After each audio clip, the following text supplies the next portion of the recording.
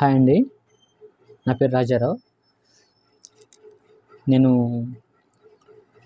Pratibha general studies and current affairs channel ద్వారా యాస్పిరెంట్స్కి అంటే కాంపిటేటివ్ ఎగ్జామ్స్ ప్రిపేర్ అయ్యే యాస్పిరెంట్స్కి జనరల్ స్టడీస్తో పాటుగా కరెంట్ అఫైర్స్ క్లాసులు కూడా అందించే ఉద్దేశంతో ఈ ఛానల్ స్టార్ట్ చేశాను. ఎవరైతే విలేజ్ బ్యాక్గ్రౌండ్ పీపుల్ అంటే విలేజ్ బ్యాక్గ్రౌండ్ యాస్పిరెంట్స్ ఉంటారో వాళ్ళు ఎవరైతే పాపం కొంచెం ప్యూర్ పీపుల్ ఉంటారో అంటే లైక్ మీ అంటే నేను కూడా ప్యూర్ విలేజ్ బ్యాక్గ్రౌండ్ వచ్చిన వాడిని. కోచింగ్లకు వెళ్ళలేక ఫీజులు కట్టలేక హాస్టల్ ఫీజులు కట్టలేక ముఖ్యంగా ఈ రోజుల్లో ఒక 4-5 నెలలు కోచింగ్ తీసుకోవాలంటే మినిమం ఒక 50 నుంచి 60 వేలు తక్కువ అయ్యే అవకాశం ఉంది. అందులో భాగంగా వారికి కరెంట్ అఫైర్స్ క్లాసులు జనరల్ స్టడీస్ క్లాసులతో భాగంగా జీకే కూడా వీలుంటే రీజనింగ్ అర్థమెటిక్ కూడా అందిస్తాను. అందులో భాగంగానే ఈ current affairs class first of all current affairs క్లాసులు స్టార్ట్ చేస్తాను. మీ యొక్క ప్రోత్సాహం ఉంటే మీకు ఇష్టమైతే నేను చెప్పే విధానం కానీ మీకు అర్థం చేసుకునే రిసీవింగ్ పవర్ కానీ ఉన్నట్లయితే కామెంట్ ద్వారా మీరు మీకు అభిప్రాయం తెలియజేస్తే ఇవే క్లాసుల్ని కంటిన్యూ చేస్తాను. అందులో భాగంగానే కరెంట్ అఫైర్స్ క్లాసులు స్టార్ట్ చేయడం జరుగుతూ ఉంది. ఇంతవరకు ఇంట్రడక్షన్ ఇచ్చుకోలేదు. ఫస్ట్ క్లాసు స్టార్ట్ చేశాను కరెంట్ అఫైర్స్. సో వీక్షించండి. నా చెప్పే విధానం మెయిన్గా కరెంట్ అఫైర్స్ స్టాండర్డ్స్, నేను చెప్పే అంశాలు అవి ఇంటర్నేషనల్ కానీ నేషనల్ కానీ స్టేటే కానీ లోకల్వి కానీ స్టాండర్డ్గా అనిపిస్తే క్వాలిటీగా అనిపిస్తే మీకు నచ్చితే ఈ యొక్క వీడియోని మీ ఫ్రెండ్స్కి షేర్ చేయండి. At the same time current affairs అంటే కేవలం యాస్పిరెంట్స్ అంటే ఎగ్జామ్స్లో మాత్రమే వచ్చే విధంగా మీరు పరిగణించవద్దు. మీ రియల్ లైఫ్లో అవి న్యూసే కావచ్చు, వాట్ ఎవర్ మేబీ రోజు వింటూ ఉండొచ్చు. మీ యొక్క ప్రపంచం పట్ల మీ యొక్క నాలెడ్జ్ పెరుగుతూ ఉంటుంది. So support me. అందులో భాగంగానే ఫస్ట్ మీ టైం వేస్ట్ చేయదలుచుకోలేదు. కరెంట్ అఫైర్స్ క్లాసులను స్టార్ట్ చేద్దాం. Thank you very much. Support me. So shall we start the class.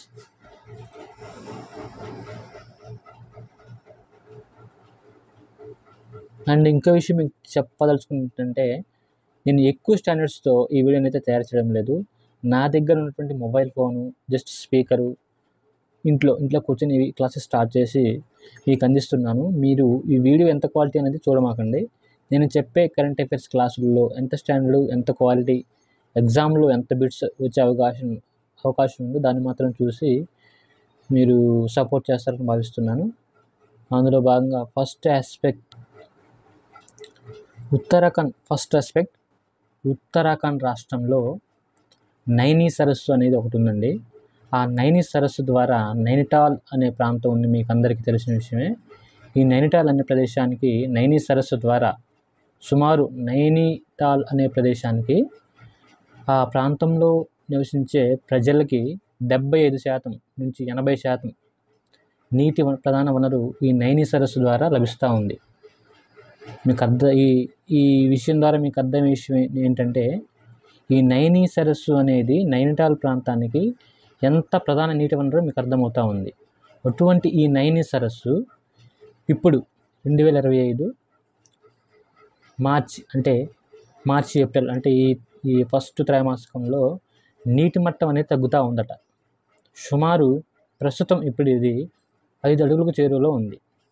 So Nainital ప్రజల నీటి వసతి వనరులకు ఈ నైనీ అనే సరస్సు ప్రధాన వనరుగా ఉన్నప్పటికీ నీటి మట్టం తగ్గుదల వల్ల ఆ నైనిటాల్ అనే ప్రాంత ప్రజలు ఇబ్బందులు గురయ్యే అవకాశం ఉందని geographical survey of India GSI అనేవారు స్టేట్మెంట్ పాస్ చేశారు. ప్రధానంగా ఈ విషయాన్ని యాస్పిరెంట్స్ గుర్తుపెట్టుకోవాలి. ఎగ్జామ్స్లో వచ్చే అవకాశం కూడా ఉంటుంది. సో జాగ్రత్తగా ఈ కరెంట్ అఫైర్స్ని ఫాలో అవుతూ ఉండండి. అండ్ ఈ అంశం తర్వాత రెండవ కరెంట్ అఫైర్స్ అంశంగా వార్తల్లో వచ్చిన విషయం ఏంటంటే ఛోటా నాగ్పూర్ ప్రాంతం భారతదేశంలో వివిధ పీఠభూములు ఉన్నాయి. ఇందులో ఒక భాగమే ఛోటా నాగ్పూర్ పీఠభూమి. ఇది ప్రధానంగా మధ్యప్రదేశ్, ఛత్తీస్గఢ్, జార్ఖండ్, ఒరిస్సాల్లో కొంత భాగం బీహార్లో ఆవరించి ఉంది. ఈ ఛోటా నాగ్పూర్ పీఠభూమిలో ప్రధానంగా జార్ఖండ్ రాష్ట్రంలో జరుపుకునే ఒక పండుగ సర్హుల్ పండుగ. ఇది జార్ఖండ్ రాష్ట్రంలో ఆదివాసీ ప్రజలు మాత్రమే, అంటే వివిధ రాష్ట్రాల్లో కూడా జరుపుకుంటారు. ప్రధానంగా వచ్చేసి జార్ఖండ్ రాష్ట్రంలో ఆదివాసీ ప్రజలు సర్హుల్ పండుగను జరుపుకున్నారు. ఈ పండుగ జరుపుకోవడానికి కారణం ఏంటంటే ఆదివాసీ యొక్క ప్రజల యొక్క హక్కులు మరియు వారి యొక్క గుర్తింపును కేంద్ర ప్రభుత్వం గుర్తించి వారి యొక్క అభివృద్ధికి తోడ్పడే విధంగా ఈ పండుగను జరుపుకోవడం జరుగుతుంది. ఈ పండుగ జరుపుకోవడంలో భాగంగా వారు ఒక దేవతను కొలుస్తారు. సర్నా అనే దేవతను కొలుస్తారు. ఈ సర్నా దేవత కొలువై ఉన్నటువంటి సాల్ చెట్టు కింద కొలువై ఉంటుంది. ఈ సాల్ చెట్టును కూడా వాళ్ళు పవిత్రంగా భావించి సాల్ చెట్టును కూడా కొలుస్తారు. సో గుర్తుపెట్టుకోండి, జార్ఖండ్ రాష్ట్రంలో సర్హుల్ పండుగ ఆదివాసులు జరుపుకుంటారు. సంస్కృతి, సాంప్రదాయం, వారసత్వంలో భాగంగా ఈ సర్హుల్ పండుగ గురించి ఎగ్జామ్లో అడిగే అవకాశం ఉంది, గుర్తుపెట్టుకోండి. అండ్ మరొక ఆస్పెక్ట్ ఏంటంటే సంస్కృతి, సాంప్రదాయం, వారసత్వంలో భాగంగానే ఉత్తరాఖండ్ రాష్ట్రం వార్తలు నిలిచింది. ఉత్తరాఖండ్ రాష్ట్రంలో ఉత్తరాఖండ్ రాష్ట్ర ప్రజలు మరియు ఒక ప్రభుత్వం ప్రజల యొక్క డిమాండ్తో, వారి యొక్క చొరవతో సంస్కృతి, సాంప్రదాయాలు చెరిగిపోకుండా ముందుకు తీసుకెళ్ళడానికి ఉత్తరాఖండ్ రాష్ట్రంలో ఈ మధ్య, అంటే ఈ ఏప్రిల్ 1, మార్చి 31 ఈ ప్రాంతంలో ఉత్తరాఖండ్ రాష్ట్రంలో ఉన్నటువంటి 15 ప్రాంతాలకి పేర్లు మార్పుడు ద్వారా సంస్కృతి, సాంప్రదాయాలు నిలబడే విధంగా ప్రభుత్వం చర్యలు తీసుకుంటూ ఉంది. ఆ రాష్ట్ర ముఖ్యమంత్రి అయినటువంటి పుష్కర్ సింగ్ ధామీ గారు ఏప్రిల్ 1వ తారీఖున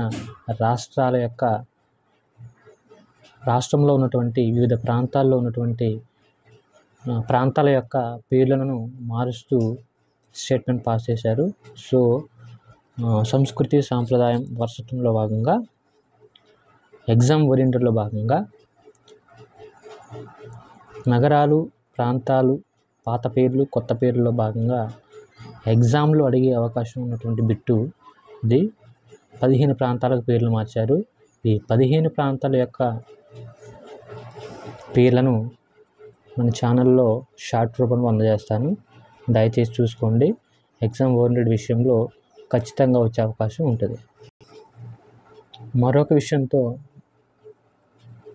కరెంట్ అఫైర్స్లో భాగంగా మరొక విషయం ఏంటంటే మన కేంద్ర హోంశాఖ మంత్రి అయినటువంటి అమిత్ షా గారు ఏప్రిల్ 1వ తారీఖున హర్యానా రాష్ట్రంలోని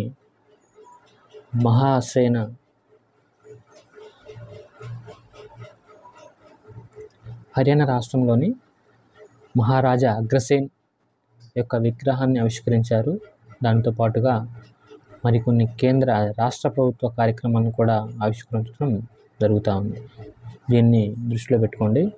మరొక కరెంట్ ఇష్యూ ఏంటంటే కరెంట్ అఫైర్స్లో భాగంగా మరొక విషయం ఏంటంటే reserve bank of India Bharat యొక్క అత్యున్నత బ్యాంకులకే బ్యాంకు. భారతదేశంలో ఉన్నటువంటి అన్ని బ్యాంకులకు పెద్ద బ్యాంకు. ఇతర బ్యాంకులకు రుణాలు ఇచ్చేటువంటి అవకాశం ఉన్నటువంటి బ్యాంకు మరియు చిన్న బ్యాంకుల నుంచి రుణాలు తీసుకునే అవకాశం ఉన్న బ్యాంకు. ఆపద కాలంలో ఏదైనా ఆపద వాటిల్లినప్పుడు చిన్న బ్యాంకులను ఆదుకునే బ్యాంకుగా పిలువబడే ఆర్బీఐ బ్యాంకు గురించి కొంత ప్రాముఖ్యత ఈరోజు సంతరించుకుంది. అంటే ఏప్రిల్ 1, 2025 నాటికి ఆర్బీఐ స్థాపితమయ్యి 90 సంవత్సరాలు పూర్తి చేసుకుంది. ఖచ్చితంగా 1935 ఏప్రిల్ 1న స్థాపించబడిన ఈ బ్యాంకు 1934వ సంవత్సరం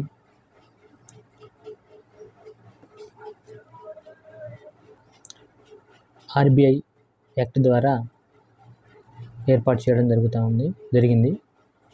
ఈ బ్యాంకు మొదట ప్రైవేట్ బ్యాంక్గా ఉన్నప్పటికీ 1949లో జాతీయం చేయడం జరిగింది.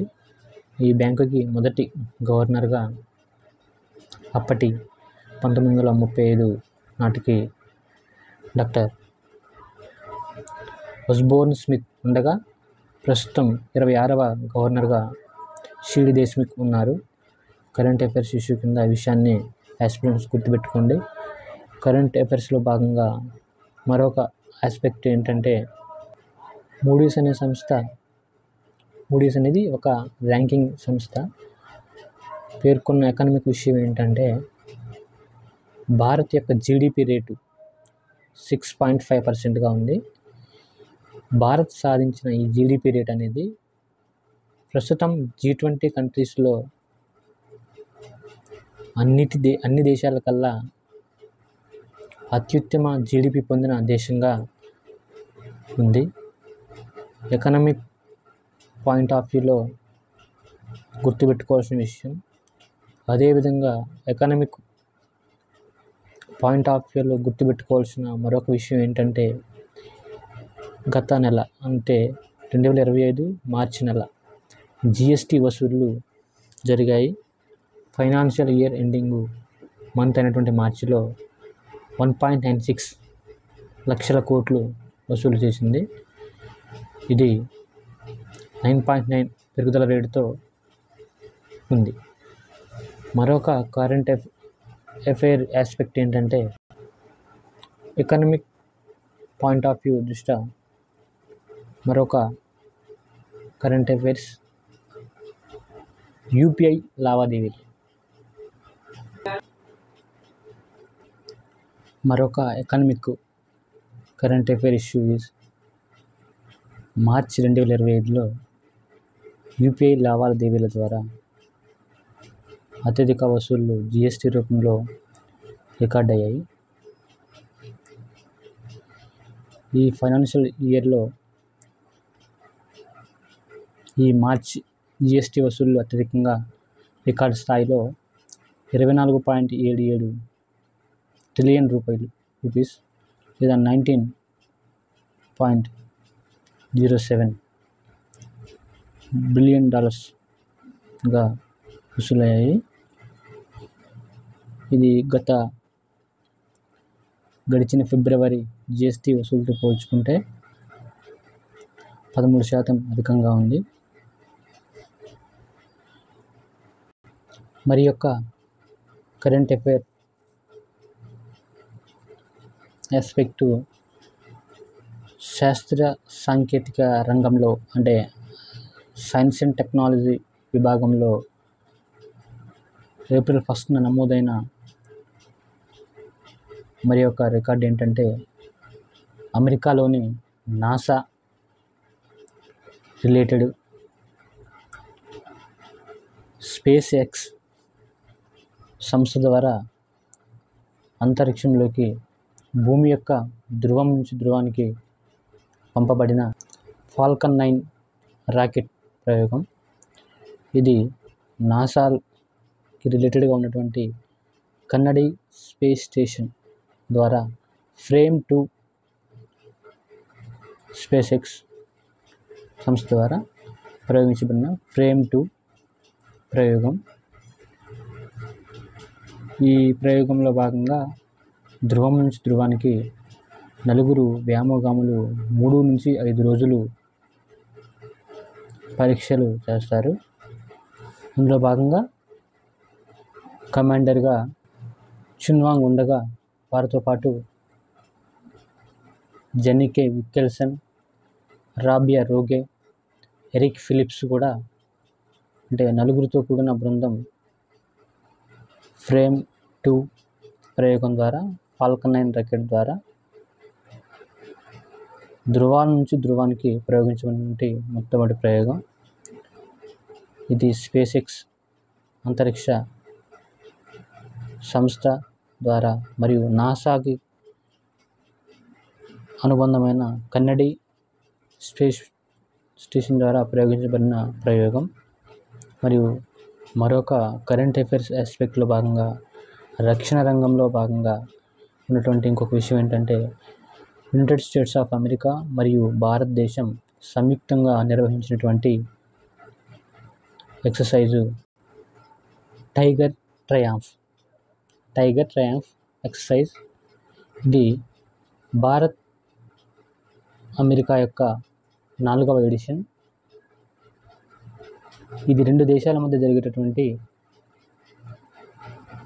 బైలేటరల్ ట్రై సిరీస్, అనగా ఇటు army, navy and air force 3 త్రివిధ దళాల యొక్క భాగస్వామ్యంతో నిర్వహించబడే వ్యాయామం.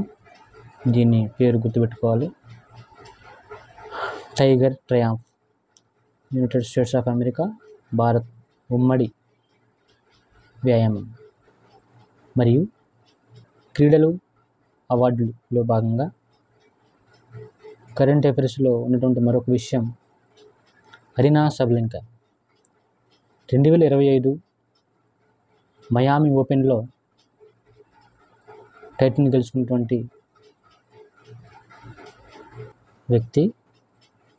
ఇది తనకు 19వ వరల్డ్ టెన్నిస్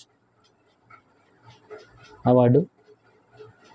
తను ఈ టైటిల్ను జెస్సికా పెగులా మీద గెలవడం జరిగింది. అదేవిధంగా దినోత్సవాల్లో భాగంగా ఏప్రిల్ 1ని ఒరిస్సా రాష్ట్రం ఉత్కల్ దివాస్గా జరుపుకుంటూ ఉంది. దానికి కారణం ఒరిస్సా రాష్ట్రం 1936లో ఏర్పడినటువంటి భాషా ప్రయుక్త మొదటి రాష్ట్రంగా ఏర్పడింది. అందులో భాగంగా ఉత్కల్ దివాస్ని ఆ రాష్ట్ర ప్రభుత్వం చేపడతా ఉంది. ఇది 1936లో బెంగాల్ ప్రావిన్స్ నుంచి వేరు చేయబడి ప్రత్యేక రాష్ట్రంగా గుర్తించబడింది. ఈ ప్రస్తుత ఒరిస్సా అప్పటి కాలంలో కళింగ అనే ప్రాంతంగా పేరుగాంచి కళింగ యుద్ధం జరిగినటువంటి ప్రదేశంగా గుర్తించబడింది. కళింగ యుద్ధం క్రీస్తుకు పూర్వం 261 జరిగిన విషయం యాస్పిరెంట్స్ గమనించుకోవాలి. ఓకే, ఏప్రిల్ 1, 2025 కరెంట్ అఫైర్స్లో భాగంగా నేను క్రోడీకరించినటువంటి అన్ని విషయాలు మీకు ఈ వీడియో ద్వారా తెలియజేస్తూ ఉన్నాను.